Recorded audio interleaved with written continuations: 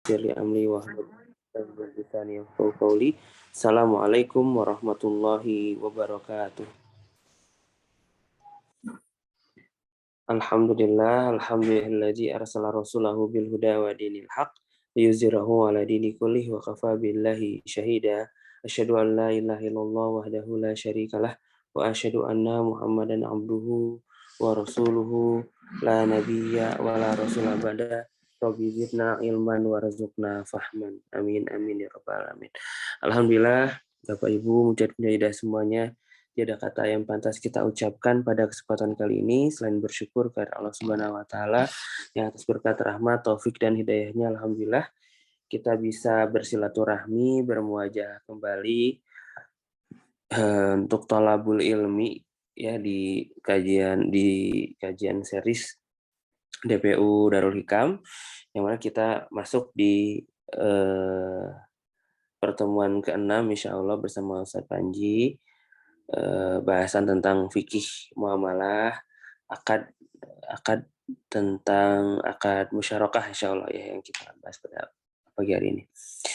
Alhamdulillah, shalawat wassalam mari kita limpah curahkan kepada Nabi Muhammad sallallahu alaihi wasallam, kepada para keluarganya, kepada para sahabatnya, kepada para tabi'in, tabi'ut tabi'in, serta kepada seluruh kaum muslimin dan mukminin yang berjalan di atas sunnah beliau hingga akhir zaman nanti. Amin amin ya rabbal alamin.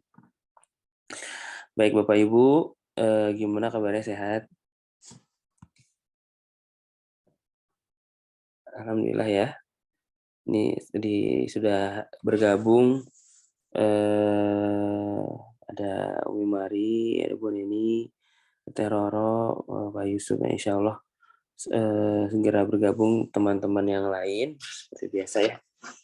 Kita mulai terlebih dahulu dengan bersama baca Al-Fatihah seperti pembiasaan Darul Hikam. Izin saya memimpin dan Bapak Ibu teman-teman bisa mengikuti. A'udzu billahi minasy syaithanir rajim. Bismillahirrahmanirrahim. Alhamdulillahi rabbil alamin. Ar-Rahmanir Rahim. Maliki yaumiddin. Iyyaka na'budu wa iyyaka nasta'in. Ihdinas siratal mustaqim. Siratal ladzina an'amta 'alaihim ghairil maghdubi 'alaihim waladdallin. Shadaqallahul azim wa shadaqa rasuluhun nabiyul karim wa nahnu ala dzalika minasyahidin wasyakirin. Semoga dengan tilawah tadi acara kita dapat berjalan dengan lancar dan diridhoi Allah Subhanahu wa taala. Amin amin ya rabbal alamin.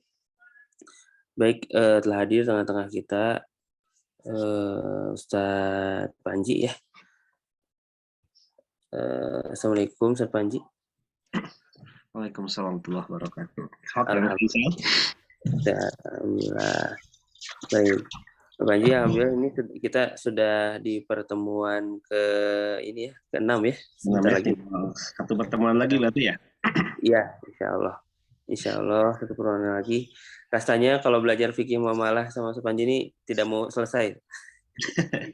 Insya Allah. Karena masih banyak sekali sebenarnya Ustadz ya yang bisa dipelajari gitu ya. Iya. Ya, cuma dengan keterbatasan waktu tidak apa-apa untuk awal ya kita belajar dengan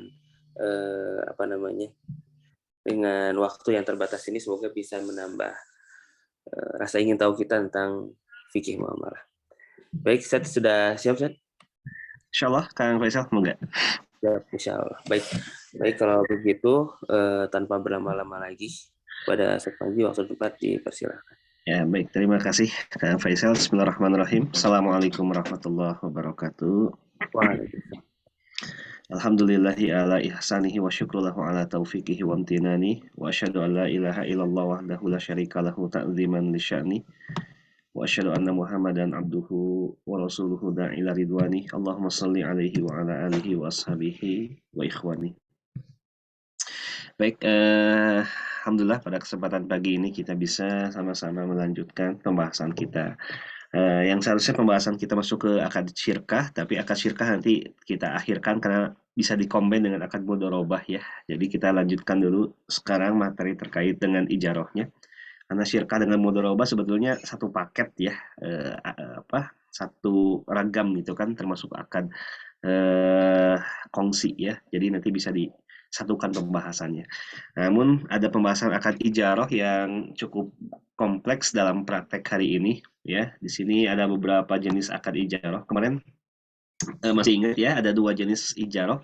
Secara garis besar ada ijaroh yang objeknya adalah barang, yaitu ain, disebut dengan ijaroh adalah ayan atau sewa barang, sewa benda yang apa namanya, yang dalam kitab-kitab fikih itu dikatakan bai'ul manafi, jual beli manfaat atas suatu barang. Ya. Yang kedua ada yang disebut dengan ijarah alal a'mal atau alal akhyas, ya, yaitu objeknya adalah jasa eh, seseorang ya, jadi sewa jasa ya. Nah, hari ini ada beberapa jenis ijarah yang akan coba saya perkenalkan ya. Di sini ada beberapa akad ijarah. Yang pertama nanti ya, dari ijarah atas benda dan ijarah atas jasa biasa dikombin dalam prakteknya, namanya ijarah multi jasa ya. Jadi dalam prakteknya nanti bisa dikombin ya, digabungkan, yaitu namanya ijarah multi jasa ya. Jadi jasanya ada, barangnya juga ada, boleh jadi ditambah dengan akad yang lain ya, digabungkan dengan akad yang lain. Kemudian juga nanti akan diperkenalkan dengan ijarah ala ta'ah ya. Kemarin sebagaimana pertanyaan dari Ustadz Ihsan kalau nggak salah ya, saya lupa dari siapa kemarin ya, terkait dengan jasa keagamaan ya. Jasa keagamaan seperti orang yang mengajarkan Quran ya, orang yang dia mengajarkan ilmu-ilmu syar'i ya. Ilmu-ilmu syar'i itu seperti ilmu Quran, ilmu hadis ya, ilmu fikih dan sebagainya. Boleh nggak dia mendapatkan ujroh ala ta'ah ya, jasa dari keagamaan ya. Termasuk kalau sekarang itu ada mutawif ya, bahkan mutawif sekarang kan harus sertifikasi ya sebagai seorang mutawif haji dan umroh. Kemudian juga nanti akan dibahas tentang jasa wasatoh tijariyah ya. Kalau bahasa sederhananya adalah jasa keperantaraan ya, jasa keperantaraan. Kalau dalam praktek-praktek di lapangan ini biasa disebut dengan istilahnya makelar ya, atau apa, calo mungkin ya, bahasa terlalu vulgarnya calo ya, dan sebagainya. Bagaimana hukumnya dalam Islam ya. Kemudian juga ada ijarah muntahiyah bitamlik ya. Kemudian ada ijarah sell and leaseback ya. Saya pakai bahasa Indonesia supaya lebih mudah. Kalau dalam bahasa Arab disebut dengan istilahnya ijaratul mustajir ya, ijaratul mustajir. Ada ijarah sell and leaseback. Kemudian ada ijarah SDB. SDB itu safe deposit box ya. Dan ada terakhir ijarah mausufah fi zimmah ya, ijarah mausufah fi zimmah. Jadi banyak ternyata ya. Kalau di kajian-kajian yang biasa saya lakukan itu biasanya ini satu pertemuan, ini satu pertemuan, ini satu pertemuan, satu pertemuan. Nah, hari ini kita bahas 1, 2, 3, 4, 5, 6, 7, 8, 9 ini dalam satu pertemuan. Yes. Yang penting substansinya sajalah paham. Saya tidak mau masuk ke dalam diskusi-diskusi ulama fikih yang sangat kental adanya ikhtilaf ya, perbedaan pendapat. Kenapa ini dibahas satu pertemuan misalnya ya, ijarah multi jasa satu pertemuan, ijarah jasa keagamaan satu pertemuan. Karena di situ nanti saya akan menjelaskan tentang takyif fikihnya, kemudian tahrilul niza'nya ya. Takyif fikih itu artinya konstruksi ya, konstruksi fikihnya. Kemudian tahrir nizanya nanti menguraikan ya pendapat-pendapat dari para ulama ya. Ini pendapat yang pertama, kedua, ketiga, disertai dalil-dalilnya. Kemudian dalil-dalil kita analisis satu persatu dalilnya itu gitu kan. Kita analisis sampai mengambil sebuah kesimpulan hukum ya, dan prakteknya seperti ini. Nah, makanya dibutuhkan satu pertemuan, satu pertemuan, satu pertemuan dan sebagainya. Namun untuk menghemat waktu nanti kita akan coba jelaskan secara substansi sehingga bisa dipahami ya. Mudah-mudahan bisa cukup dalam satu pertemuan. Nah, nanti ketika bahas akad syirkah pun ini syirkahnya Kang Faisal ya. untuk di pertemuan depan itu sangat banyak ya. Tapi ini saya akan coba jelaskan dalam satu pertemuan. Ini syirkahnya nanti seperti ini ya. Tambahannya seperti ini. Ini bagus sih ya satu pertemuan. Jadi syirkah pun kayaknya enaknya dibahas selama 9, 10, 11, 12, 13, 14, 20 kali pertemuan lah. Akad syirkah enaknya dibahas 20 kali pertemuan, tapi kita coba akan bahas 1 kali pertemuan ya. Itulah fikih muamalah ya. Saya di awal pernah mengatakan belajar fikih muamalah itu belajar kesabaran ya, karena ingat pepatah Arab mengatakan tulul zaman ya, dibutuhkan waktu yang cukup panjang untuk bisa memahami ya secara komprehensif. Tapi kalau bagi para praktisi itu ya simbol-simbol saja, yang penting aplikasinya tahu deh, nggak usah wah mendalam, tapi cukup saja substansi dan aplikasinya diketahui. Nah, baik, saya coba akan jelaskan ya dari ke-9 jenis akad apa namanya ijarah tadi ya. Mudah-mudahan bisa diselesaikan.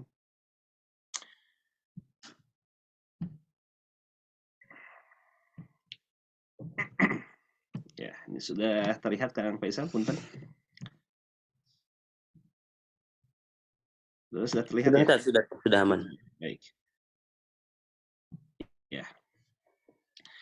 Yang pertama ini ya, ada yang sebut dengan istilahnya IMBT. Walaupun ini istilah apa namanya? Istilah yang populer di Indonesia ya. Kalau di dalam kitab-kitab fikih banyak sekali ya istilah-istilahnya. Yaitu IMBT itu adalah ijarah muntahiyah bitamlik ya. Kemarin saya sudah jelaskan ya bahwasanya akad ijarah itu hakikatnya adalah sifatnya mu'akkad ya. Mu'akkad itu artinya dia dibatasi oleh waktu ya. Namanya juga sewa. Sewa itu pasti kan dia dibatasi oleh waktu ya. Dan dia tidak terjadi intikal milkiyah ya, tidak terjadi transfer ownership atau perpindahan kepemilikan. Kalau saya sewa mobilnya Kang Faisal, kan hakikatnya saya hanya membeli manfaatnya saja. Tidak sampai terjadi perpindahan kepemilikan dari asalnya mobil milik Kang Faisal menjadi milik saya, kan tidak gitu kan ya. Tapi dalam IMBT ya, dalam IMBT itu nanti dia akan didesain bagaimana akad ijarah ini yang semula dia dibatasi waktu dan tidak terjadi perpindahan kepemilikan menjadi berpindah kepemilikannya ya. Nah, misalnya begini, saya dengan Kang Faisal sepakat untuk dilakukan akad sewa menyewa. Tadi objek yang disewanya adalah mobil Kang Faisal ya. Misalnya dalam perjanjian, saya sewa mobil Kang Faisal selama 1 bulan, ya, dengan pembayaran sekian rupiah. Kemudian karena desainnya adalah IMBT, ya, desainnya adalah IMBT, maka kita buat, ya, di sini ada murokab. Murokab itu adanya multi akad, serta didasarkan juga ada wa'ad. Wa'ad itu janji, ya, ada janji, gitu kan. Nah, bagaimana dalam prakteknya? Nanti dalam prakteknya adalah ketika saya sewa apa namanya mobil Kang Faisal selama 1 bulan, ya nanti ada perjanjian atau ada janji bahwasanya di akhir akad, ya di akhir akad, ya saya misalnya akan membeli barang tersebut, mobil tersebut, sehingga di sini akan terjadi nanti diakhiri dengan akad jual beli ya. Akad jual beli itu mobil yang semula milik Kang Faisal ya dengan harga sekian, itu nanti di akhir masa sewa saya setelah jatuh tempo 1 bulan, karena ada janji di awal, ada wa'ad tadi, ada janji di awal, mobil itu nanti akan saya beli. Atau dalam prakteknya yang banyak dilakukan adalah dengan skema hibah ya. Hibah itu bagaimana skema hibah itu? Jadi seperti ini ya. Nanti misalnya masa sewanya agak cukup panjang, misalnya Kang Faisal. Saya sewa mobil Kang Faisal, masa sewanya adalah selama 3 tahun. Ya, bayangkan masa sewanya adalah selama 3 tahun. Ya, cicilan tiap bulan, ya cicilan sewa maksud saya, ya biaya sewa setiap bulannya adalah apa namanya 3 juta rupiah misalnya ya, 3 juta rupiah. Ya, mobilnya jenis X, ya. Saya sewa selama 3 tahun punya Kang Faisal, ya. 1 bulannya biaya sewa sebesar 3 juta rupiah. Oke, jadi sudah bisa dipahami ya. ketika jatuh tempo 3 tahun kemudian, karena diawali tadi oleh wa'ad janji itu apa? Ya, janji itu ya perbuatan hukum seseorang untuk melakukan ya komitmen seseorang untuk melakukan perbuatan hukum di kemudian hari, itu janji gitu kan? Ya, ikhbaru an insya'i syai' ya kata para ulama, yaitu komitmen seseorang untuk melakukan perbuatan fil mustaqbal ya, perbuatan atau kegiatan di kemudian hari. Nah, tadi ya skemanya adalah ketika perjanjian akad sewa menyewa di dalamnya ada wa'ad bahwasanya nanti di akhir masa sewa Kang Faisal berkomitmen ya untuk menghibahkan mobil itu kepada saya. Menghibahkan berarti kan pemberiannya secara gratis kan ya, menghibahkan ya mobil tersebut kepada saya ya. Nah, sehingga nanti ketika di akhir periode masa sewa di 3 tahun itu, mobil yang semula milik Kang Faisal, yang saya sewa, seharusnya saya kembalikan kepada Kang Faisal, tapi dalam prakteknya mobil itu malah menjadi milik saya. Kenapa? Karena Kang Faisal sudah berkomitmen bahwa saya mobil ini nanti akan dihibahkan ya dari atas nama Faisal kepada atas nama Panji Adam. Nah, ini yang disebut dengan ijarah muntahiyah bitamlik gitu kan. Di dalamnya pasti ada wa'ad, ada janji. Kemudian di dalamnya juga ada multi akad, ya, yaitu menggabungkan antara yang pertama akad ijaroh, kemudian dilengkapi dengan akad hibah atau akad jual beli. Ya, misalnya kalau mudahnya sekarang itu kan, misalnya ada nasabah yang dia datang ke bank syariah ingin memiliki sebuah mobil gitu kan, ya. Maka nasabah itu kan akan sewa ke bank mobil tersebut. Atau beginilah, misalnya saya sebagai seorang pengusaha fotokopian ya, saya butuh mesin fotokopi ya, saya sewa dong mesin fotokopi tersebut gitu kan, taruhlah ke bank saya sewa gitu kan, bank sudah menyiapkan dengan skemanya mereka gitu kan. Itu saya sewa selama 2 tahun ya, selama 2 tahun saya bayar sewa cukup tinggi, bayar sewanya. Kenapa cukup tinggi? Karena gini, nanti bank itu akan menghibahkan mesin fotokopi itu kepada saya, artinya nanti di masa sewanya habis 2 tahun kemudian ya, si mesin fotokopi itu tidak saya kembalikan ke bank, tapi itu menjadi milik saya ya. Itu saya nyicil lah di awal, tapi bedanya dengan cicilan, kalau cicilan itu sudah terjadi perpindahan kepemilikan di awal, tapi kalau dalam akad IMBT itu belum terjadi perpindahan pemilikan karena diawali tadi akadnya ijaroh. Akad ijaroh itu konsekuensi hukumnya tidak melahirkan perpindahan kepemilikan ya. Jadi di sini adanya pertama akad ijaroh, kemudian adanya wa'ad janji dari saya ya kepada bank untuk membeli, atau janji dari pihak bank untuk menghibahkan, tergantung mau IMBT menggunakan skema jual beli atau IMBT menggunakan skema akad hibah ya. Nah, kemudian juga selain adanya wa'ad, di situ ada multi akad ya. Ada multi akad itu artinya ada gabungan antara beberapa akad ya. Pertama adanya ijaroh, kedua adanya wa'ad, yang ketiga adanya hibah atau jual beli. Jadi di situ ada 2 sampai 3 akad. Ya, ini yang disebut dengan istilahnya al-uqud muqtaronan bisyartin. Ya, walaupun kesimpulannya kita menyimpulkan ya pendapat Ibnu Taimiyah dan Ibnu Qayyim, hukum melakukan akad muqtarodan bisyartin. Apa akad muqtarodan bisyartin? Suatu akad yang disertai dengan syarat-syarat tertentu, itu hukumnya boleh selama syarat itu tidak bertentangan dengan hukum syar'i. Begitu pula menggabungkan antara akad jual beli, akad hibah, akad ijaroh gitu kan dalam satu produk, itu tidak dilarang. Ya, kata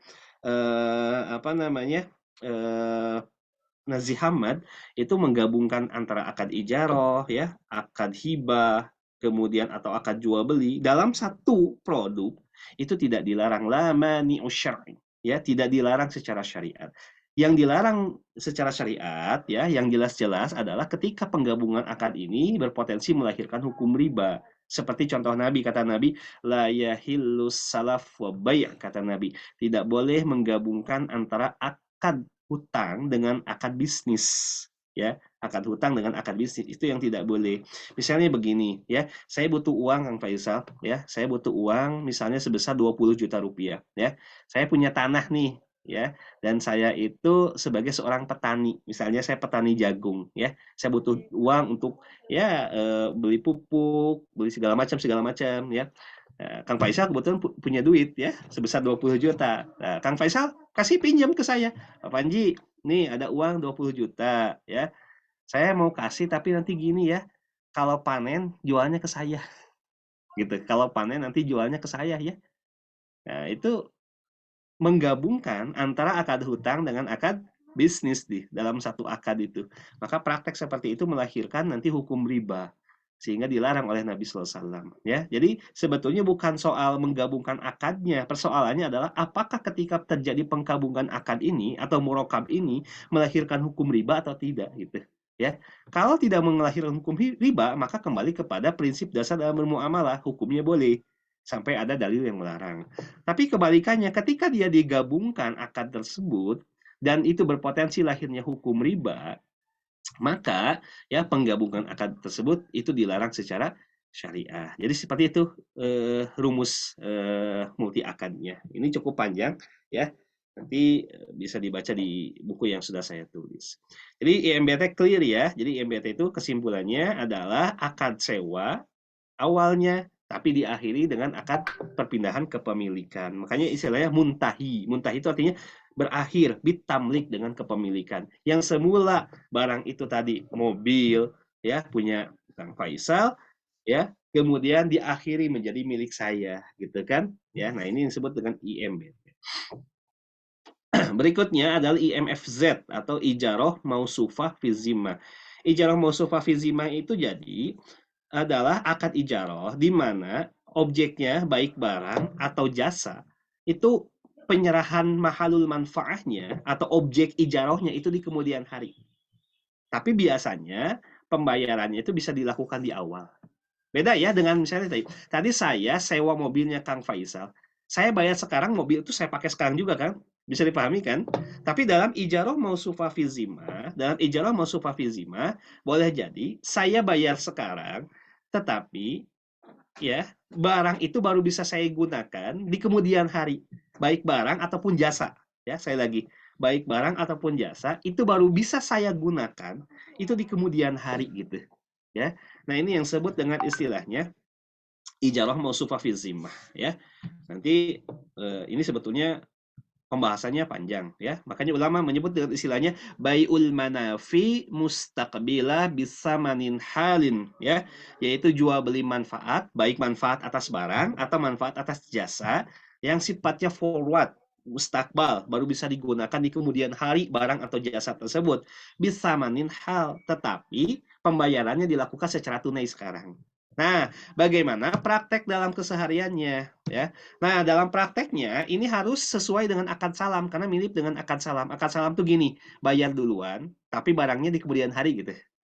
Nah, berarti harus kata Nabi, man aslafa fi syai fal yuslifi kaili ma'lum wa waznin ma'lum ila ajali ma'lum. Karena dia termasuk bai'ul fi zimmah ya, maka syaratnya harus spesifikasi, kualitas, kuantitas dan waktu penyerahan barang itu harus disepakati gitu ya. Misalnya gini ya, ada seseorang dia ingin pergi, bisa gini, saya pengen pergi untuk mudik ya lebaran nanti ya di bulan April ya. Hari H-nya saya ingin mudik ke kampung halaman saya, walaupun saya nggak punya kampung halaman, saya orang Bandung, jadi nggak pernah mudik seumur hidup saya, nggak tahu mau kemana ya. Nah, jadi ketika saya pengen mudik, saya nggak punya mobil, otomatis saya harus sewa mobil tuh ya, saya sewa mobil ya, tapi saya nggak mungkin bisa sewa mobil di hari H-nya. Kenapa sewa mobil di hari H-nya nggak mungkin? Karena boleh jadi habis mobilnya disewa oleh orang lain ya, nggak memungkinkan karena boleh jadi stok mobilnya habis digunakan oleh orang lain atau disewa oleh orang lain, maka digunakanlah skema yang disebut dengan ijaroh mausufah fi zimmah. Apa ijarah mausufah fi zimmah? Yaitu sewa benda hari ini tapi manfaatnya diambil kemudian hari gitu. Makanya spesifikasinya harus jelas. Oh, mobilnya ini ya, kualitasnya ini, kuantitasnya seperti ini, waktunya nanti penyerahan barangnya tanggal sekian ya, harganya sekian. Jadi disepakati di awal. Harus disepakati di awal ya. Saya bayar hari ini misalnya, tapi saya pakai mobil itu ketika nanti lebaran, misalnya lebaran 2 bulan lagi nih, misalnya gitu kan. Saya bayar sekarang, ya. Tapi manfaat itu baru saya ambil di kemudian hari. Nah, ini yang disebut dengan bail manafi mustaqbilah. ya, yaitu menjual manfaat yang baru bisa dipakai manfaat itu oleh si pembeli manfaat, yaitu ketika di kemudian hari, ya. Nah, misalnya Kang Faisal mau nikah nih. Kang Faisal udah nikah belum? Sudah ya. Oh, yang keduanya deh. Ya. Nah, mau nikah, seseorang mau nikah deh, ya. Misalnya mau nikah di bulan Mei, April aja deh. Setelah Lebaran ya, nikah setelah Lebaran. Kenapa nikah setelah Lebaran? Itu sunnahnya Nabi ya. Kata Aisyah, tazawwajani fi Syawal ya. Nabi menikahiku di bulan Syawal, hadis Muslim kan, berarti nikah di bulan Syawal itu adalah sunnahnya Nabi SAW ya. Karena pada saat itu kan orang-orang eh, orang-orang Arab jahiliyah itu kan menolak dia nikah di bulan Syawal karena bulan Syawal ini identik dengan bulan sial. Makanya kenapa namanya adalah Syawal. Syawal itu kan asal kata syalat ibil bizanabiha. Ketika unta-unta betina itu dia mengangkat ekornya, pertanda si unta itu tidak mau dinikahkan. Ya, kata orang-orang Arab Quraisy itu kan unta aja nggak mau dinikahkan di bulan Syawal, apalagi manusia, sehingga mereka punya pandangan menikahkan anak atau menikah di bulan Syawal itu petanda sial. Nah, oleh Nabi dibantahlah paham-paham sesat tersebut, sehingga Nabi praktekkan nikah di bulan Syawal. Nah, kira-kira seperti itu. Jadi kalau ada orang mau nikah di bulan Syawal, berarti di bulan April nanti, ya. Apakah dia, ya, misalnya apa yang dibutuhkan oleh orang nikah? Misalnya WO, kemudian misalnya gedung, ya kadang WO sama gedung kan terpisah gitu ya. WO dan gedung. Apakah orang dia sewa gedung atau sewa WO ketika hari H dia nikah? Jawabannya tidak. Pasti 2-3 bulan sebelumnya dong dia mempersiapkan, ya. Misalnya ya, seseorang pengen WO-nya, WO ini nih, gedungnya di sini nih. Tentuin tanggalnya setelah Lebaran, misalnya kapan? Di akhir April deh, gitu kan. Nah, dia bayar ke WO-nya dong. Dia bayar ke gedungnya hari ini kan. Walaupun pemakaian WO dan pemakaian gedung itu di bulan April. Nah, skema yang digunakan itu adalah ini, ijarah mausufah fi zimmah ya. Ijarah mausufah fi zimmah ya. Jadi skemanya adalah sewanya hari ini baik jasa ataupun barang. Kalau WO kan jasa, kalau gedung kan barang kan. Nah, itu tadi ijarah mausufah fi zimmah itu bisa objeknya barang, bisa objeknya jasa gitu. Ya, sewa hari ini oleh orang yang mau nikah itu, ya, bayar hari ini juga. Tapi manfaat baru dia bisa rasakan di kemudian hari. Kapan? Harus tentukan. Kapan nikahnya setelah Lebaran tuh? 30 April misalnya. Ya udah, sepakati deh 30 April. Nanti WO itu akan apa? Eh, dia siapkan ya untuk 30 April dan gedung pun siap ready di 30 April. Nah, nanti diskusi panjangnya adalah apakah pembayarannya itu harus tunai? Boleh nggak dicicil? Boleh nggak nanti kalau bahasa Sundanya nggak gebrok, mau ajal tuh nggak gebrok gitu. Nanti di kemudian hari. Nah, ini diskusinya cukup panjang. Ya, intinya lah ya di fatwa kita di Indonesia praktek ijarah musufah fi zimah ini hukumnya boleh ya sekalipun pembayarannya mau tunai mau dicicil mau di tengah-tengah ataupun di akhir itu hukumnya boleh kira-kira seperti itu ya ijarah musufah fi zimah. Ini panjang ya pembahasannya nanti bisa dibaca saja. Nah kemudian berikutnya adalah al-bai wal istijar, tadi saya katakan. Ada istilahnya adalah al-bai wal istijar. Ijarah sell and leaseback. Ya, kalau dalam ilmu hukum bisnis itu ada sebut dengan transaksi sell and leaseback. Jual, kemudian beli gitu kan.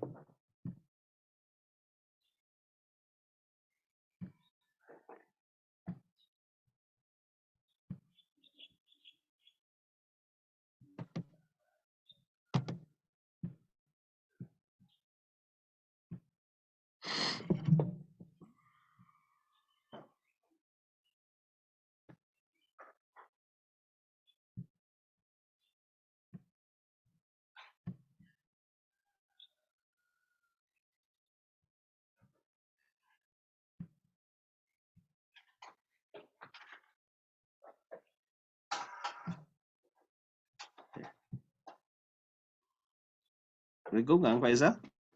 Ya, punten saya ke belakang barusan. Ya, mati ya barusan saya. Ya, ya. Silakan sudah menjadi co-host lagi. Ya, baik. Oke, kita lanjutkan. Yang berikutnya adalah al-bay wal istijar, ya, atau sell and leaseback, ya. Dia jual, ya, kemudian dia sewa, gitu kan. Ya, misalnya begini. Jadi sell and leaseback ini, ya, sebetulnya dia dipraktekkan dalam bentuk skema sukuk, ya. Biasanya dipraktekkan dalam bentuk skema sukuk, ya. Nah, di sini ada nggak ya saya sukuk kayaknya.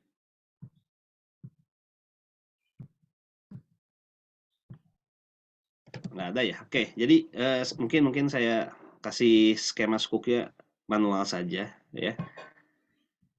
Saya kasih contoh manual saja, misalnya. Untuk praktek sell in leaseback itu biasa dalam prakteknya adalah dalam skema sukuk sell and leaseback, ya. Misalnya begini, ada pemerintah,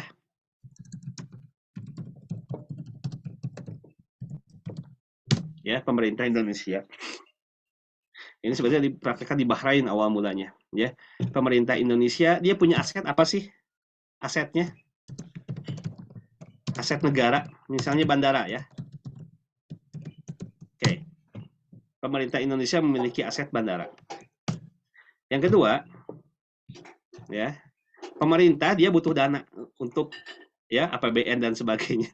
Misalnya untuk pembangunan IKN dan sebagainya, ya. Terserah lah, ya. Sehingga pemerintah dalam hal ini, ya, dia menjual aset tersebut, ya, misalnya kepada, ya, pihak swasta, ya, misalnya kepada si B.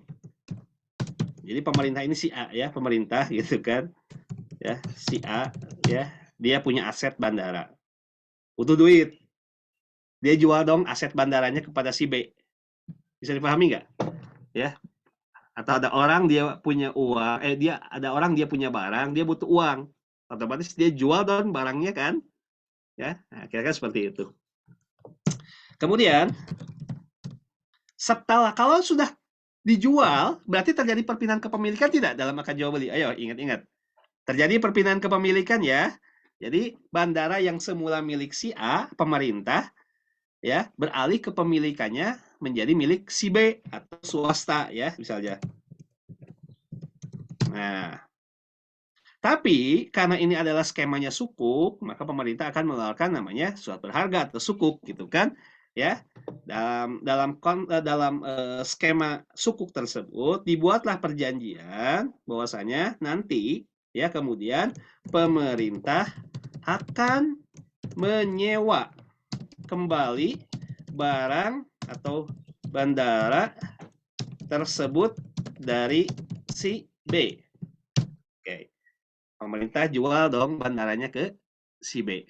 Berarti sudah sekarang bandara milik siapa? Milik si B. Misalnya dijual seharga 10 triliun, ya. Dijual seharga berapa? 10 triliun. Kemudian dibuatlah skema sukuk itu, nanti pemerintah mengeluarkan sukuk, gitu kan. Nah, nanti akan disewa kembali oleh pemerintah bandara tersebut, ya. Akan disewa kembali, berarti pemerintah dia akan bayar sewa kan, ada ujoh, ya, ada ujoh atau namanya pembayaran sewa, ya. Pemerintah bayar dong, ya, sewa misalnya selama 5 tahun, perjanjian sewanya selama 5 tahun, ya. Bayar setiap setiap bulan, misalnya bayar berapa miliar, misalnya selama 5 tahun. Setelah selesai masa sewa 5 tahun, maka si A membeli kembali, ya, dia membeli kembali barang tersebut atau bandara, ya, dari si B. Oke. Setelah habis masa sewa, kenapa barang tersebut dibeli lagi oleh pemerintah? Karena tahu aturannya ketika barang-barang milik negara ini tidak boleh diperjualbelikan, misalnya aturannya gitu kan, ya, maka dia beli lagi. ya aset-aset negara tersebut. Dia beli lagi dari si B. Ya, intinya mah ginilah ya gampangnya. Si A itu dia butuh duit 10 triliun. Nggak ada ya orang yang mau ngasih pinjem gitu kan. Ya. Nah, ini mirip dengan Bai'ul Wafa sebetulnya. Ya, Bai'ul Wafa tuh seorang dia jual barangnya kepada si B misalnya oleh si B nanti dijual lagi kepada si A gitu. Ya, tapi di situ ada sewa menyewanya. Kalau dalam Bai'ul Wafa nggak ada sewa menyewa. Ini yang disebut dengan istilahnya ya bai istil istig istiglal ya Bai'ul istiglal ya yaitu perpaduan antara bai'ul wafa dengan akad ijarah. Maka lahirnya yang disebut dengan istilahnya sell and leaseback. Ya. Ini bisa dipahami ya skemanya ya. A punya barang, dia butuh uang 10 triliun, dia jual bandara ini kepada si B, ya. Kemudian oleh si A disewa barang yang dia sudah jual, ya. Dia sewa dari si B kan sekarang milik si B nih barang itu. Si A itu sebetulnya masih butuh barang itu masih butuh gitu, ya. Dia masih butuh. Maka dia sewa ke si B. Maka si B akan mendapatkan keuntungan dari apa? Dari sewa tadi. Ya, misalnya sewa selama 3 tahun. Setelah habis masa 3 tahun atau 5 tahun misalnya, setelah habis masa 5 tahun, yang tadi barang milik si B itu kan udah dibeli oleh si B, dibeli lagi oleh si A, dibeli lagi oleh si A, ya. Biasanya dengan harga yang sama gitu kan. Maka di sini akan lahir antara perpaduan antara bai'ul wafa dengan akad ijarah, maka melahirkan yang disebut dengan namanya bai'ul istiglal, ya. Bai'ul istiglal itu apa? Yaitu perpaduan antara bai'ul wafa dengan akad ijarah. Maka akan melahirkan yang disebut dengan istilahnya al-bai' ma'al istijar, ya. Atau bahasa dalam hukum bisnis sell and leaseback, ya. Nah, kira-kira seperti itu praktek yang disebut dengan sell and leaseback ya. Oke. Selanjut ke ijarah yang berikutnya. Nah, berikutnya kita diperkenalkan dengan istilahnya ijarah ulang sewa. Oke. Ulang sewa. Oke. Ada bisa membedakan antara istilah ulang sewa dengan sewa ulang. Nah, ini dalam teori hukum perdata bisa ada istilah ulang ya. Sewa dan sewa ulang. Kak Faisal, bisa dipahami ulang sewa atau sewa ulang? Ya, oke. Begini ya. Kalau sewa ulang, misalnya begini, saya kan tadi nyewa mobil ke Kang Faisal. Ya, harganya misalnya 100.000 per hari, saya nyewa mobil selama seminggu. Berarti kan saya bayar 700.000 nih. Oke. Setelah saya sewa, setelah seminggu, saya wajib balikin lagi ke Kang Faisal kan? Tapi ini nggak dibalikin, tapi saya perpanjang masa sewanya. Bang Faisal, saya sewa lagi ya, seminggu lagi deh. Nah, itu disebut dengan sewa ulang. Kalau ulang sewa adalah seperti ini. Saya nyewa mobil ke Kang Faisal, oleh saya mobil itu tidak digunakan, tapi saya sewain lagi misalnya ke si C, teman saya. Paham? Itu yang disebut dengan ulang sewa. Atau disebut dengan istilahnya, apa namanya, ijarah muazi. Atau Rafiq Yunus Al-Misri menyebut dengan istilahnya ijarah minal baltin. Jadi ulang sewa itu si A nyewa barang ke si B, oleh si A itu tidak dipakai barangnya tapi disewain lagi ke si C gitu. Nah, ini yang disebut dengan istilahnya ulang sewa. Tapi kalau tadi sewa ulang, si A nyewa ke si B. Misalnya selama seminggu. Setelah habis masa seminggu, si A nyewa lagi gitu. Ya, diperpanjang. Itu disebut dengan sewa ulang. Tapi kalau ulang sewa, tadi skemanya adalah si A nyewa ke si B, oleh si A tidak dipakai, tapi diulang sewakan kepada pihak lain, pihak ketiga, si C misalnya. Nah, itu disebut dengan apa namanya, ulang sewa. Nah, ini nanti misalnya begini, ya. Coba lihat contoh prakteknya, ya. Misalnya akad antara LKS dan pemilik ruko. Jadi gini, misalnya ada orang dia pengen usaha, ya. Ada orang dia pengen usaha travel. Yang dia butuhkan misalnya ruko untuk kegiatan admin perkantoran. Ya, dia butuh ruko, ya. Dia butuh ruko. Kalau dia datang ke si pemilik ruko, ya, misalnya si A butuh ruko, kalau dia datang ke pemilik ruko, dia harus bayar secara tunai. Sedangkan dia nggak punya uang secara tunai gitu, ya. Dia tidak punya uang secara tunai, ya. Misalnya sewa ruko itu selama 5 tahun, ya, itu adalah seharga 90 juta. Dia nggak punya uang sebanyak itu gitu kan. Maka solusinya dia datang ke bank syariah misalnya, ya. Dia datang ke bank syariah mengajukan pembiayaan ulang sewa misalnya, ya. Mengajukan pembiayaan ulang sewa.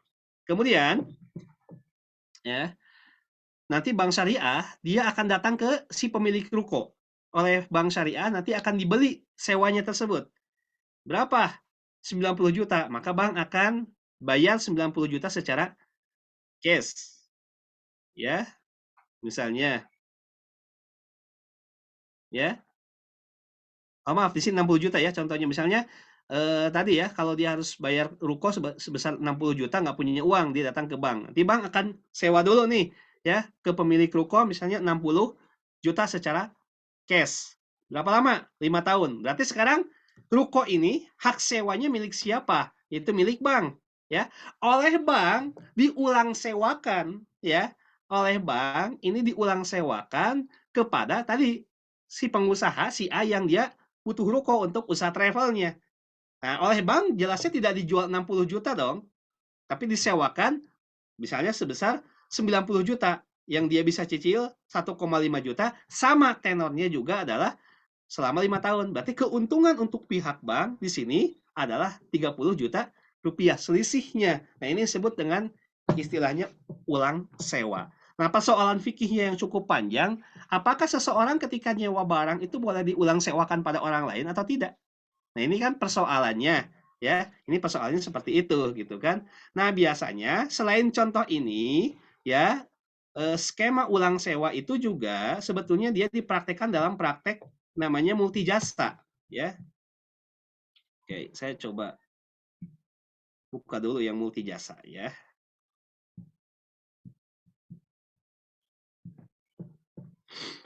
Nah, sudah kelihatan belum ini? Aman, Tat.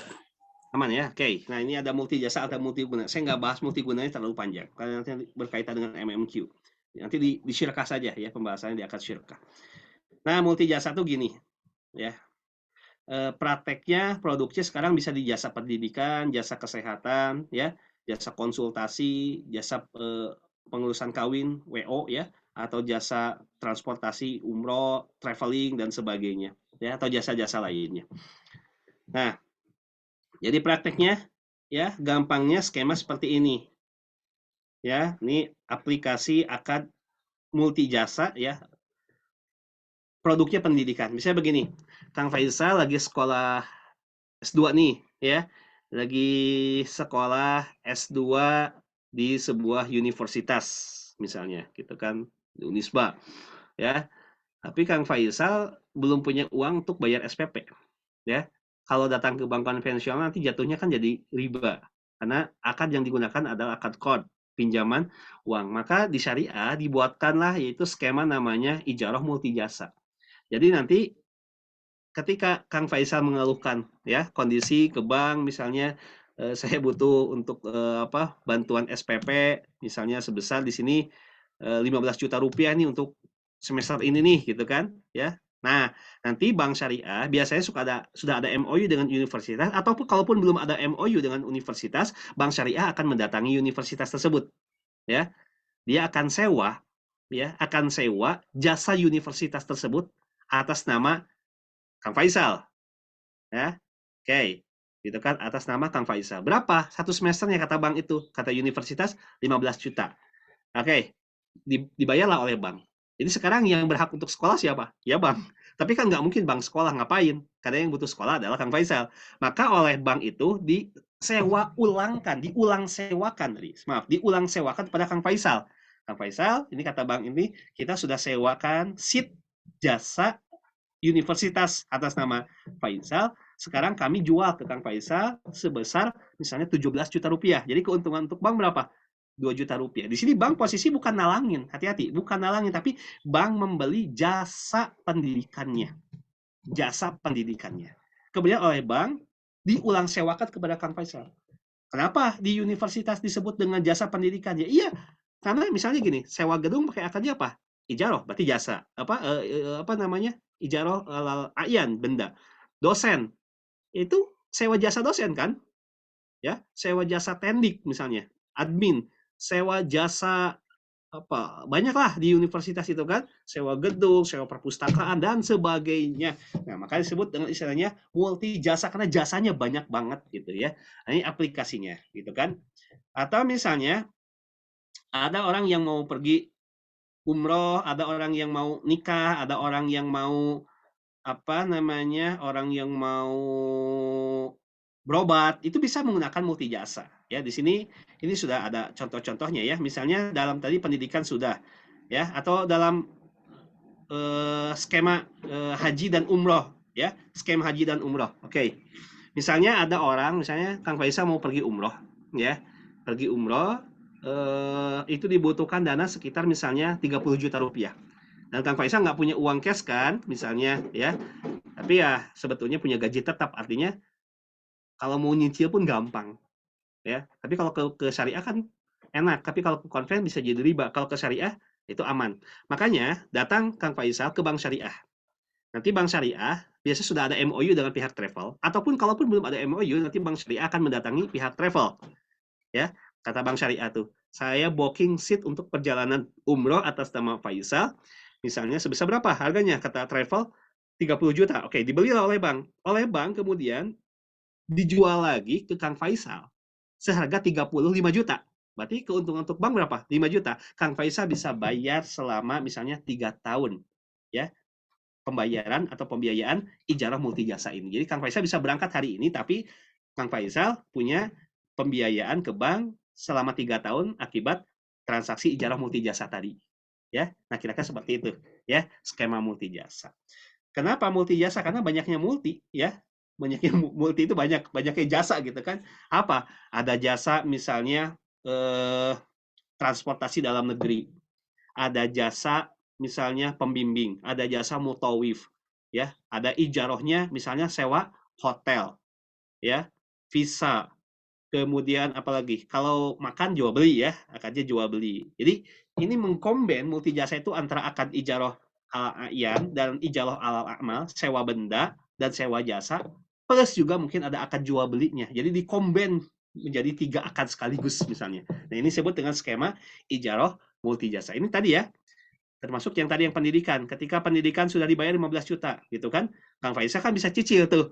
Ya, misalnya selama 6 bulan, misalnya sebulannya adalah 2,5 juta, sama 2,5 juta, 2 juta terus sampai nanti 6 bulan atau selama 1 tahun, terserah lah, tergantung kesepakatan antara pihak nasabah dengan pihak bank syariah.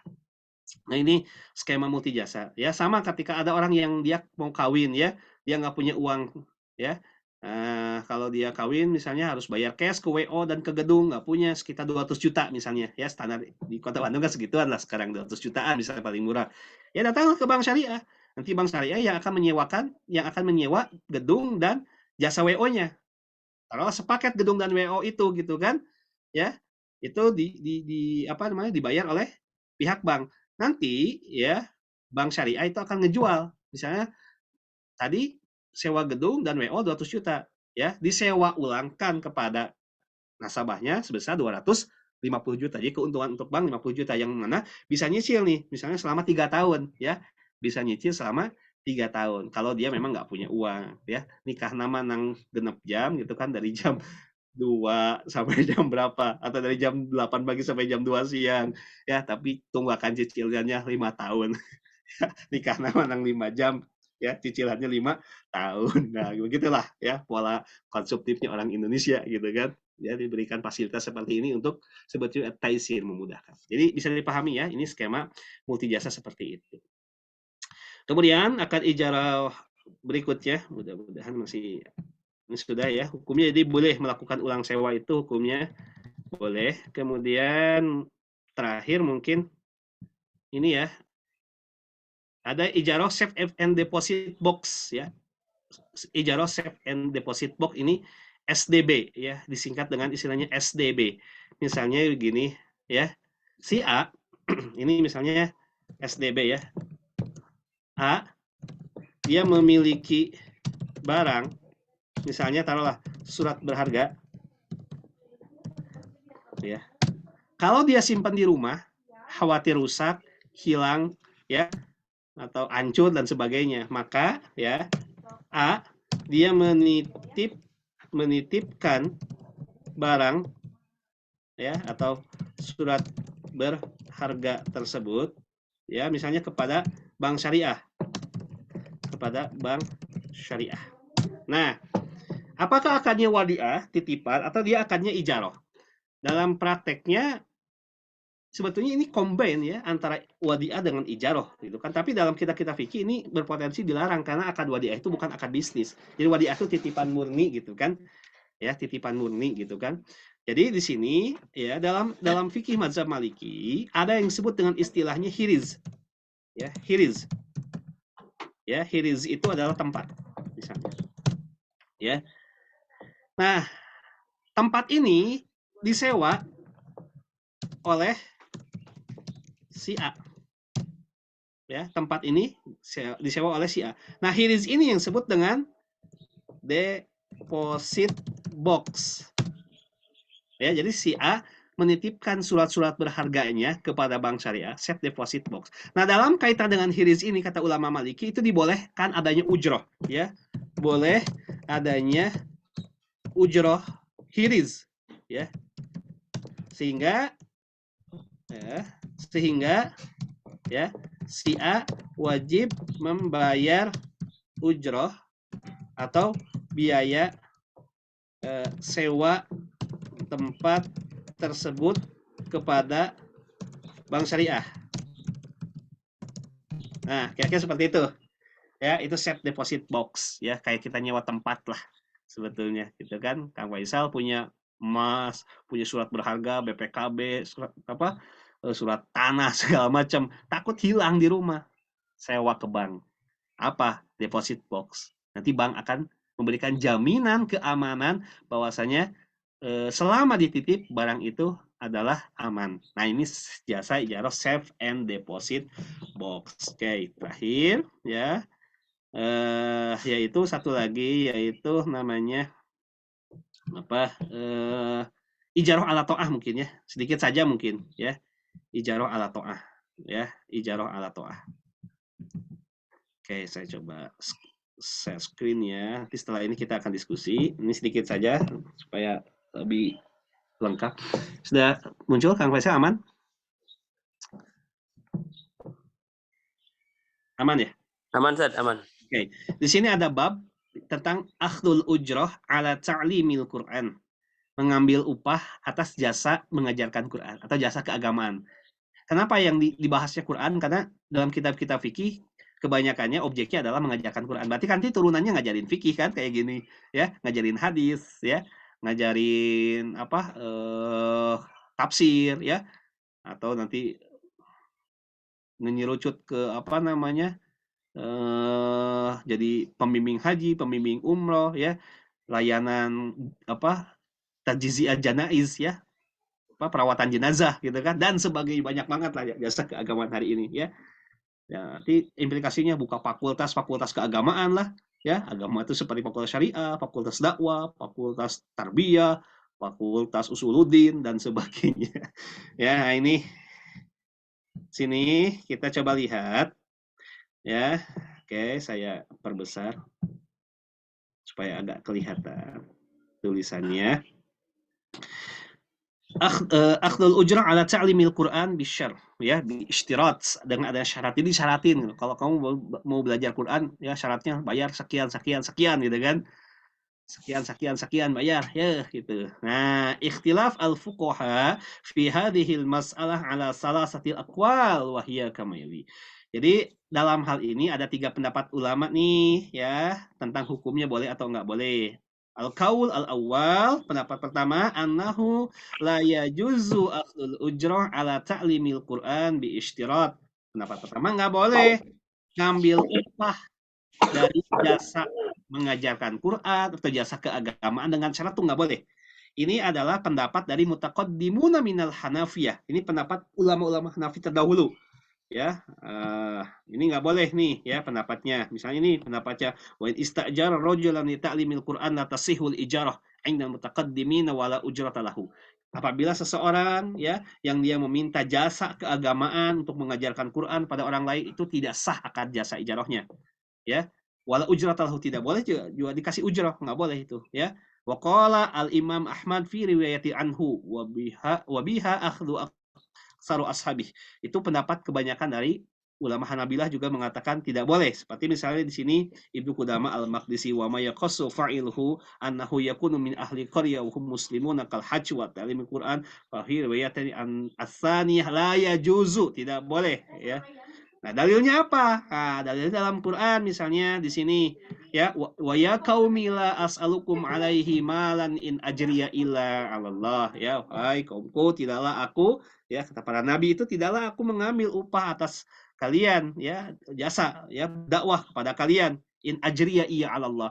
Upah saya hanya dari Allah, bukan ngambil dari kamu, gitu kan? Kata para nabi kan seperti itu, gitu kan? Ya, para anbiya. Banyaklah ayat-ayat yang serupa. Ya qaumi la as'alukum alaihi ajran in ajriya ila 'alal ladzi fatarani. Ya, ya, ujrahku itu bukan dari kalian, ujrahku itu dari yang menciptakanku. Afala ta'qilun? Kamu nggak berpikir gitu kan? Kata Allah. Banyaklah ayat-ayat yang serupa ya.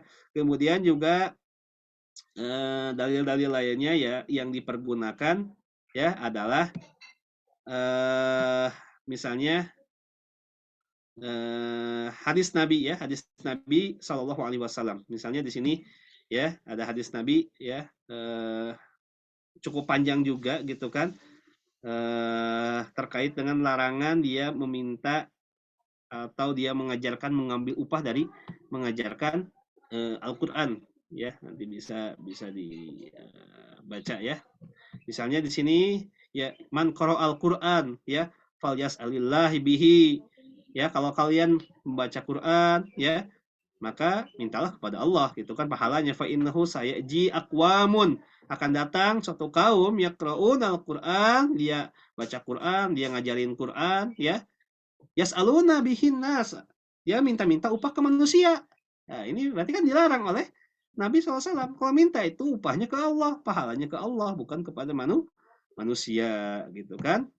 Misalnya man akhadaha ya, akhadat kausan minan nar, siapa yang dia mengambil upah dari mengajarkan Quran gitu kan, maka dia mengambil cemati dari api neraka ya. Nauzubillah, ini kan hukumnya nggak boleh kata pendapat pertama ya. Kemudian supaya lebih cepat ya, kita lihat pendapat yang apa namanya yang kedua gitu kan. Ini pendapat kedua, anahu yajuzu akhdul ujrah ala ta'limil Quran mutlaqan. Pendapat kedua mengatakan boleh mengambil upah secara mutlak, boleh hukumnya ya, mengambil upah atas jasa keagamaan, ngajarin Quran, ngajarin majelis taklim, ngajarin fikih, ngajarin hadis, ngajarin tafsir ya, atau jasa-jasa keagamaan lain, hukumnya boleh. Buka fakultas keagamaan boleh. Ya, ini pendapat dari wa bihadza qala ba'dul mutaakhirin minal Hanafiyah. Ini pendapat Hanafiyah yang kebelakangan. Ya, itu pendapatnya boleh, dalil-dalilnya juga mereka banyak ya. Wala ba'sa bi ujratil mu'addibina mu'allimin al-Qur'an. Enggak apa-apa ya, upah bagi pengajar Quran. Idza kana ma'luman fi syahr, apabila diberitahu upah sebulannya berapa. Kamu ngajarin Quran saya. Ya, kamu saya berikan upah misalnya sekian rupiah. Misalnya 1 bulan berapa? 10 juta rupiah. Berarti kan idza kana ma'luman fi syahr. Kalau setiap bulannya diberitahu upah kamu sekian sekian sekian, jangan sampai nggak dikasih tahu. Bisa jadi gharar kata ulama Maliki ya. Ibnu Abdul Bar punya paham seperti itu. Ya. Nah, dalilnya ini dalil tentang ruqyah. Ya, jadi ada seseorang yang dia meruqyah seseorang, ini panjang hadisnya, ada seorang yang dia terkena kesingitan kalajengking, kemudian dia meminta siapa yang bisa menyembuhkan aku akan berikan 1 ekor unta gitu kan, 1 ekor kambing gitu kan, ya. Maka ada seseorang yang dia membacakan surah Al-Fatihah dan ternyata alhamdulillah sembuh. Maka orang yang tadi membacakan surah Al-Fatihah diberikan 1 ekor kambing. Dia bilang apa? Ya, dia datang kepada Nabi dulu, "Saya mau nanya ini kepada Nabi, boleh nggak?" Kata Nabi apa? Inna ahaqqa ma akhadtum alaihi ajran kitabullah." Orang yang paling hak untuk mendapatkan upah ya orang yang dia bacakin Quran, ngajarin Quran, ya. Ini artinya dalilnya boleh gitu kan. Nah, ini pendapat kedua. Ada pendapat ketiga yang kayaknya lebih wasatoh ya, lebih pertengahan. Boleh selama itu tidak disyaratkan dan adanya unsur hajah, kebutuhan. Nah, ini penulis kitab ini mengatakan apa? Alladzi yatadahu anna aglabal adilla fil mas'ali lam taslim min wurudi munaqasyati 'alaiha walakin alladzi yadhharu rajhanahu wallahu a'lam bis-shawab wa huwa al-qawlu ats-tsalis al-qa'il bi jawazi akhdhi al-ujra 'ala ta'limil Qur'an indal hajah wa 'adama jawazu aqtu 'indal 'adamiha lima fi dzalika min jam'i bainal adilla fil mas'alah wa i'maliha jami'an. Jadi hukumnya boleh kalau ada unsur hajah, tidak disyaratkan. Nah, kira-kira pendapat yang lebih kuat, kata penulis ini adalah pendapat yang seperti ini. Wallahu a'lam bishawab. Itu mungkin sedikit Kang Faisal terkait dengan akad ijarah ini. Ya, saya hanya sedikit-sedikit karena memang kita dibatasi oleh waktu. Ada mungkin 10 menit ke depan untuk kita diskusi. Atur dulu Ustaz Panji penjelasannya, Masya Allah seperti biasa kita dapat ilmu-ilmu baru hari ini. Ada sewa ulang dan ulang sewa. Istilahnya cukup menarik ya. Terus tadi juga tentang ujroh, bagaimana kita mengambil keuntungan gitu ya dari pembelajaran agama. Kita beberapa pendapat dan juga tadi yang paling roji itu diperbolehkan ya. Seperti itu. Baik, silakan Bapak Ibu yang hendak bertanya, nah yang hendak mau berdiskusi, silakan bisa tanya di kolom chat ataupun boleh langsung raise hand seperti itu ya. Langsung di sana. Silahkan Bapak Ibu, sebelum waktu kita habis ya, seperti itu. Mangga di kolom chat ataupun bisa raise hand. Nah, jadi memang ini ya, Ustaz ya, tadi pertanyaan yang minggu lalu. Jadi sebenarnya jawabannya boleh untuk kalau mengambil ini ya, mengambil kafalah dari pembelajaran agama ya. Nah, itu untuk mematoknya gimana Ustaz ya? Mematoknya. Itu kan dikembalikan pada uruf, kebiasaan saja, ya. Kebiasaan dan tidak ditentukan oleh syariat ya. Makanya pendapat yang tadi yang lebih aman sebetulnya bila syartin ya, ketika tidak dipatok gitu kan. Ya, dikasih berapapun ya alhamdulillah, nggak pun ya nggak apa-apa. Tapi ya intinya pendapat yang memang lebih aman itu tidak adanya syarat penentuan jumlah. Tapi kalaupun memang ada syarat penentuan jumlah, itu harus disesuaikan dengan uruf, kebiasaan.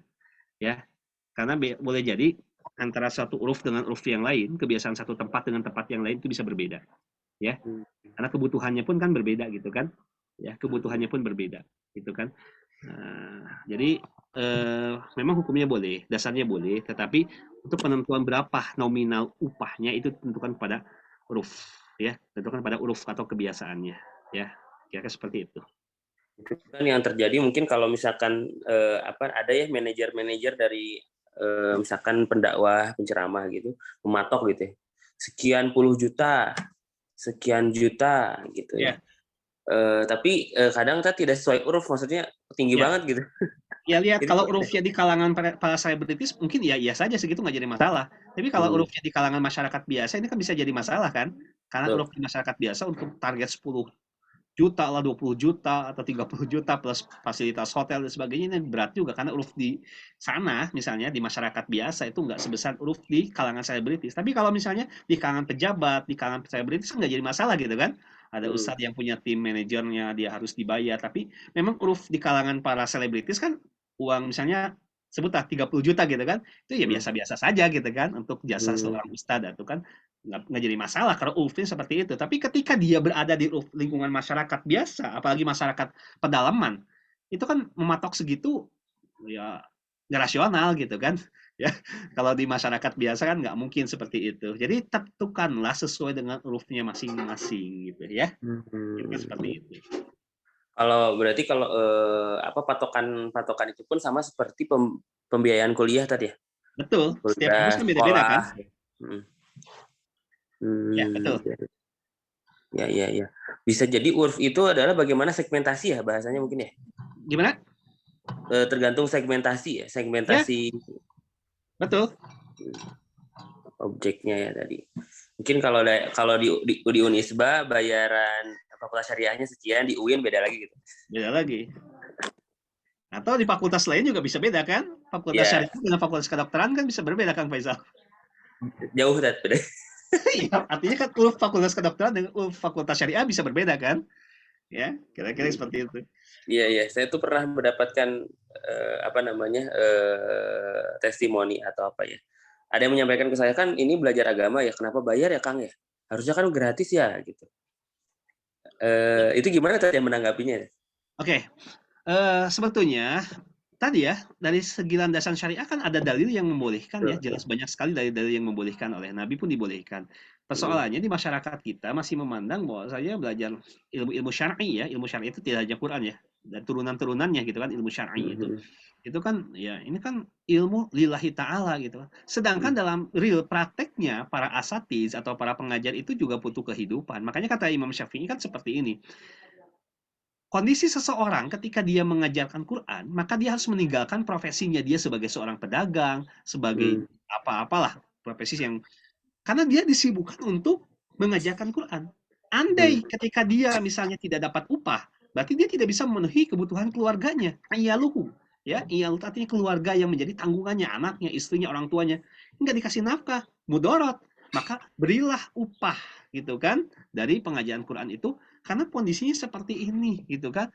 Kalau sekarang misalnya ustadz-ustadz itu tidak dibayar, mohon maaf gitu kan, ya, kemudian dia sibuk untuk mencari nafkah, hilanglah ilmu syar'i, nggak ada yang mau ngajarin, karena nggak ada yang mau bayar kan. Mudarat kata Imam Syafi'i, nggak boleh seperti itu gitu kan, bisa hilang ilmu syar'i, sehingga penetapan adanya ujroh atau hukum mengambil ujroh itu dibolehkan. Dan realitasnya kan sekarang seperti itu Kang Faisal. Misalnya saya saja misalnya sebagai seorang dosen ataupun dai, untuk bisa melakukan misalnya pengkajian-pengkajian kan saya butuh dana. Nggak ada yang gratis kan? Memangnya ada gitu kan orang yang mau ngasih dana ke saya untuk saya bisa meneliti itu kan? Saya butuh buku, saya harus beli, dan buku-buku ilmu syar'i kan mahal-mahal, nggak kayak buku-buku bahasa kita gitu kan? Ya kitab-kitab berbahasa Arab itu harganya jutaan rupiah dan nggak bisa beli satuan kan? Walaupun saya pengen butuhnya bab ini ya belinya sepaket misalnya. Saya butuh misalnya Mausu'ah Fiqhiyah Kuwaitiyah gitu kan? Ensiklopedia fikih yang Kuwait sekarang yang terbaru itu kan sekitar 45 jilid. Saya butuh misalnya jilid kelimanya, kan nggak bisa saya beli hanya satu jilid. Harus paket, dan itu harganya 15 juta kan, yang cetakan Kuwaitnya. Sama dengan harga motor Beat yang baru gitu. Ya, artinya, itu kan saya harus ada dana. Emang ada orang yang mau gitu kan, ngasihin gratis kan? Enggak, dia harus beli. Nah, makanya ada sarana-sarana itu. Lil wasail hukum maqasid itu kan kaidahnya.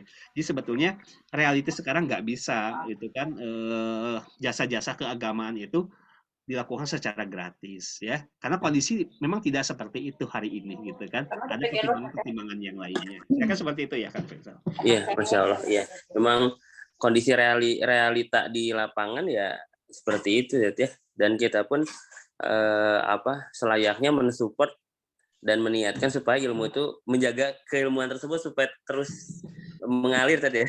Ya, betul. Itu salah satu maqasid syariah itu, yaitu hifdzul aql wal hifdzud din, menjaga agama, menjaga akal, itu kan bagian dari tujuan syariat kita. Salah satu sarananya tadi ya, adanya taklim. Taklim itu adanya sarana. Kalau taklim itu wajib, maka sarana dari taklim itu juga wajib gitu kan. Ya. Baik. Ya, silakan. Berikutnya. Sudah ada Bu Teli, sudah open mic. Nah, Bu Teli silakan Bu. Hapunten hilap nembe lebet. Punten bisa Ustaz. Namun ini ada yang punten masih buat saya mungkin saya juga lemot ya memahami. Saya tidak tahu masalah yang sedang dibahas sekarang, tapi mungkin kalau ya tidak sinkron mohon maaf. Kembali ke masalah KBSM Ustadz Panji yang ditanyakan oleh Bu Eni bahwa kan kemungkinan besar kita mau bubar, cuman komunitasnya masih kita ingin memelihara. Nah itu kan pengurus harus mengembalikan uang simpanan wajib dan simpan sukarela itu ya. Kalau tidak salah, nah itu kan beberapa orang ada yang sudah meninggal. Jadi itu mohon dijelaskan ulang Ustadz, bagaimana itu teh untuk Ya, apa ada hak warisnya atau ya gimana? baik. Ya, terkait dengan akad syirkah ya, karena KBSM itu kan koperasi yang berdasarkan akad syirkah ya Bu Teli, ini perlu dipahami. Ya, KBSM 212 ya, ini zaman semangatnya 212 mungkin kira Ya 212. betul. Ya, betul. Itu kan akad syirkah ya. Memang jumhur ulama mengatakan akad syirkah itu, walaupun nanti pembahasan minggu depan ya kan Faisal ya tentang akad syirkah tapi sedikit saja. Oh, Akad syirkah itu dia bisa batal atau berakhir dengan meninggalnya salah satu syarik. Kenapa oh, meninggalnya salah satu syarik menjadi berhenti atau batalnya akad syirkah? Karena akad syirkah nggak mungkin dilakukan kalau subjek hukumnya meninggal dunia gitu. Saya bersyirkah dengan Kang Faisal untuk menjalankan usaha. Saya meninggal. Ya bagaimana mau bisa menjalankan usaha kalau hanya Kang Faisal sendiri kan? Ya, artinya kata jumhur akan syirkah tantahi bimauti ahadi syarikain, dengan meninggalnya salah satu syariknya, salah satu mitranya meninggal berakhirlah akan syirkah. Nah, akan tetapi dalam mazhabnya Abu Hanifah atau mazhab Hanafi ya Bu Teli, itu bisa diwariskan. Artinya gini, ketika saya meninggal itu tidak otomatis batal gitu. Tetapi saya bisa mewariskan kepada ahli waris saya. Karena dalam definisinya kan waris itu adalah matarokahul mayyit min malin au haqqin, yang ditinggalkan oleh orang yang sudah meninggal dunia, baik itu benda, harta benda ataupun hak-hak, termasuk hak-hak kepemilikan syirka. Artinya bisa diwariskan. Artinya ketika tadi sudah dibubarkannya KBSM, masih ada sisa-sisa apa namanya simpanan pokok yang harus dikembalikan pada syarik-syarik tersebut dan sudah meninggal, maka bisa diwariskan atau diberikan kepada ahli warisnya. Nah, kira-kira seperti itu ya Bu Teli jawabannya. oh jadi bisa ya, masih bisa diberikan ya. Ya, kalau diketahui adanya ahli warisnya gitu. Oh, iya iya iya. Ya, Iya. mangga. Alhamdulillah, hatur nuhun Ustaz. Ya, mangga samsungnya. Siap. Turnuhun Bu Teli. Tadi ya, Sambil- Pak Abdul Rahim sudah open mic. Apakah mau bertanya, Pak? Pak Abdul Rahim. Kang Faisal sebentar. Nama Ustaz Panji Alhamdulillah sehat Pak Alhamdulillah. Ibrahim. atas selami kita tepangnya Pak Ustaz. Masya Allah sehat Pak.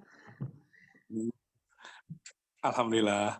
Ustadz mau nanya sedikit ini. Ini terkait ada lembaga LKS. Nih, dia mempunyai produk KTA. Tapi dia menggunakan akad bayi sama IMBT. Iya. Nah, yang pertama akad, tapi produknya KTA. Iya. Produknya KTA. Itu saja Pak Ibrahim. Nah, jadi yang pertama dia pakai akad bayi. Gimana, Ustadz? Ya dilanjut Pak, mangga dilanjut Pak. Nah, ini di LKS ada produk KTA. Nah, ini pengen sharing aja sih Ustadz gitu. Nah, dia pakai akad dua akad. Akad pertama akad bayi, yang kedua akad IMBT. Nah, sementara kan kalau yang seperti yang tadi jelaskan tadi Ustadz terkait yang tadi yang bandara kan itu jelas. Misalkan jual beli kan harus berpindah ya Ustadz ya. Iya Pak. Ya, berpindah. Tapi ini sih hanya sebagai prasaranya. Jadi kayak di on paper aja gitu. Jadi hanya bersyaratnya di on paper aja secara akad, tapi secara kepemilikan mah tidak berubah gitu. Tidak berpindah gitu. Karena produknya KTA. Iya, paham Pak. Nah, yang kedua setelah itu di akad IMBT, jadi disewa ulangkan gitu. Itukah apakah diperbolehkan Ustaz seperti itu? Ya baik. Itu saja Pak Abdurrahim. Ya, itu aja. Ya baik. Saya jauh sekarang aja Kang Faisal ya, karena waktunya sudah hampir habis. Sebetulnya ini sudah kemarin kita bahas yang Kang Faisal ya, masih ingat nggak Kang Faisal terkait dengan tawaruk? Iya. Ya. Nah, itu kita sekarang di Indonesia ada fatwa baru 143 tentang personal financing atau tamwil syakhsi. Ya, kalau bahasa sederhana, bahasa Fatihah sadir ya. Bahasa Fatihah itu KTA, kredit tanpa agunan. Di fatwa kita yang diakomodir, KTA itu bisa menggunakan akad qard. Ya, kalau tidak digunakan akad qard, maka akad yang digunakannya adalah akad bayi. Coba lihat di sini, teman-teman sekalian. Produk pembiayaan personal financing atau KTA, kita nggak nyebut KTA ya, tapi personal financing. Tapi hakikatnya KTA gitu, kredit tanpa agunan. Boleh dijalankan oleh LKS menggunakan skema qard atau skemanya jual beli. Nah, walaupun kemarin kita sudah bahas panjang, Pak Abdurrahim mungkin nggak hadir ya. Skema jual beli di sini lebih dekat kepada skemanya tawaruk. Lebih jelasnya tawaruk munazom, ya tawaruk munazom, ya. Jadi ketika misalnya ada seseorang butuh dana misalnya sebesar 10 juta karena pagunya berdasarkan Kementerian Keuangan PKM peraturan Menteri Keuangan itu tidak lebih di 20 juta pagunya kan. Ya, itu misalnya ada orang yang butuh uang maksimal lah 20 juta, dia datang ke bank syariah kan nggak mau pakai akad code nih, dia pakainya akad jual beli. Maka nanti bank syariah akan memberikan misalnya emas. Ya, emas itu oleh bank syariah dibeli bisa dari toko emas atau dia sudah punya MOU dengan toko emas misalnya seharga tadi misalnya yang seharga 20 juta rupiah, tapi oleh bank syariah emas tersebut tidak dijual 20 juta kepada nasabah tapi dijual 25 juta secara cicil.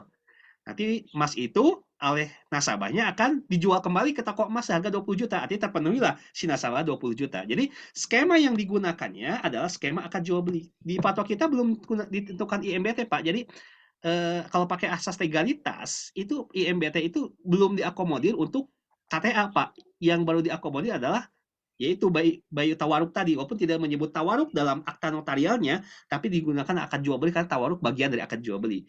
Jadi seperti itu ya Pak, yang saya bisa pahami dari fatwa kita belum diakomodir menggunakan IMBT, ya. Tapi Nah, kalau yang LKS ini pakai akad keduanya IMBT Ustaz. Jadi kalau di akad pertamanya itu, jadi tetap dia jadi pada saat dia misalkan si personal financing ini bahkan lebih dari 20 juta gitu. Si bisa fasilitasnya gitu. Nah, itu jadi bertentangan dengan pagu jadi pemerintah dong Pak kalau lebih dari 20 juta. Karena kan maksimalnya 20 juta gitu. Ya, makanya masih apakah karena ada beberapa yang pada ini kok bisa seperti ini ya Masnya. Akad pertama akad bayi dijelaskan. Jadi dia produknya personal financing tapi harus melampirkan seperti data jaminan gitu Ustaz. Ya. Jadi di akad bayinya itu dijelaskan alamat, tapi tidak sebagai agunan gitu. Betul.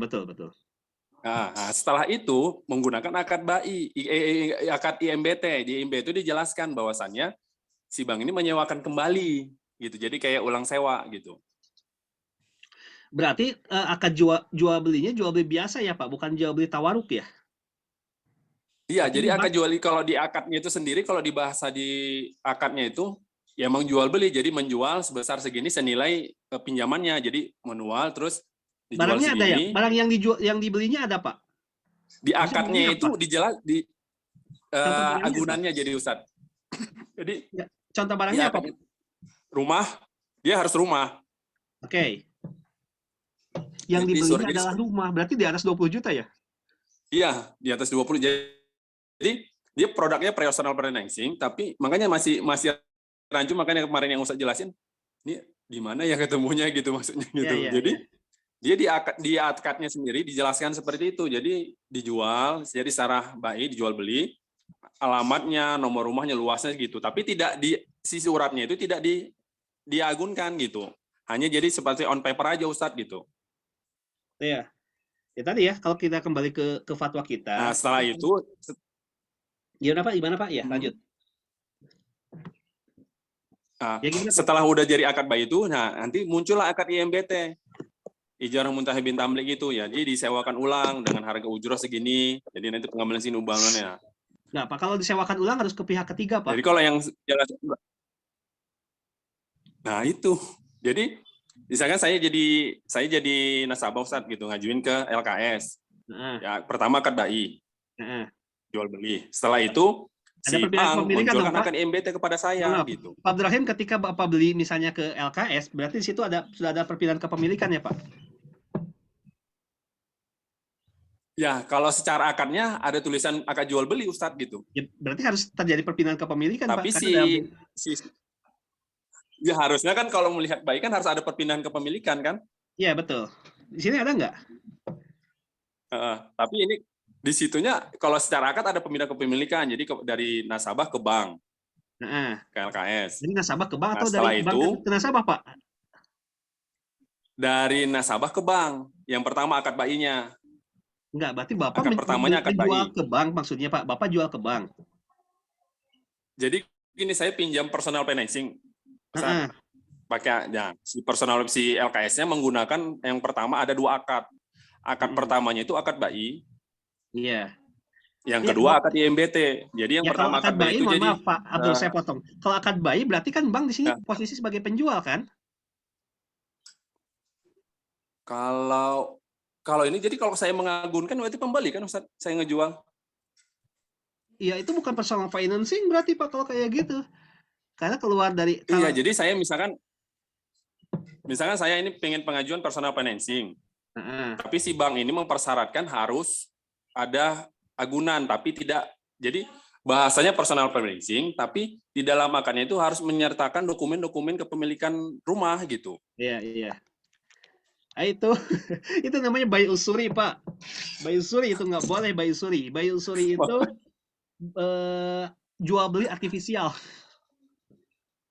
Nggak boleh seperti itu Pak. Nah, ya itu Ustaz, makanya Itu buy usuri namanya, nggak boleh buy ada usuri. LKS yang seperti itu, Makanya di fatwa kita yang ada diakomodir makanya kok bisa kalau seperti KTA itu? itu tadi bank itu yang sebagai penjualnya Pak. Iya, harusnya kan seperti jadi seolah-olah kayak akad mudorobah biasa Ustaz gitu.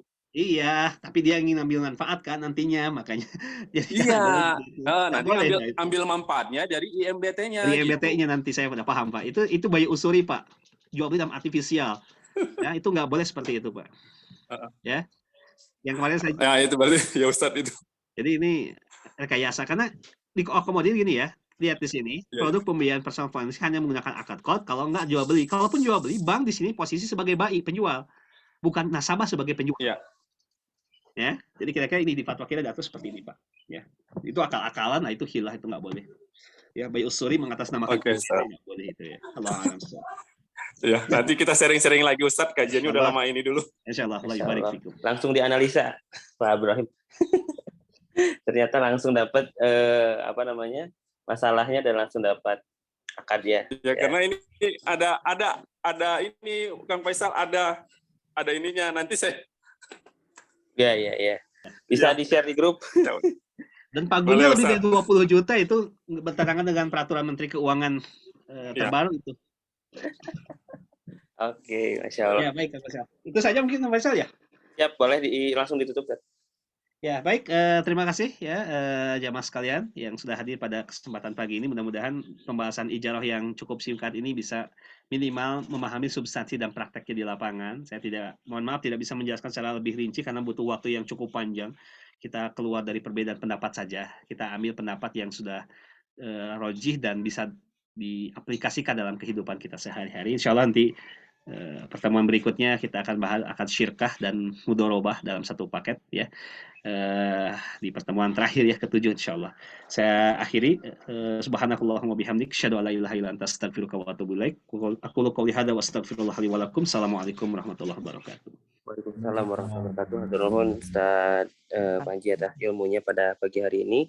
Bapak Ibu, baik kita akan akhiri pertemuan kita. Sebelumnya saya ingatkan bagi Bapak Ibu yang ingin sedekah Jumat, di Jumat berkah ini pagi hari setelah thalabul ilmi silakan untuk memberikan infak terbaiknya di rekening yang nanti saya share di grup ya.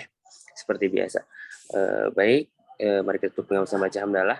Alhamdulillahirabbil alamin. Doa majelis subhanakallahumma wa bihamdika asyhadu an la ilaha illa anta astaghfiruka wa atubu ilaik. Assalamualaikum warahmatullahi wabarakatuh. Waalaikumsalam. Hatur nuhun Pak Ustaz Panji. Langsung Kang Faisal sadayana pamit ya. Assalamualaikum.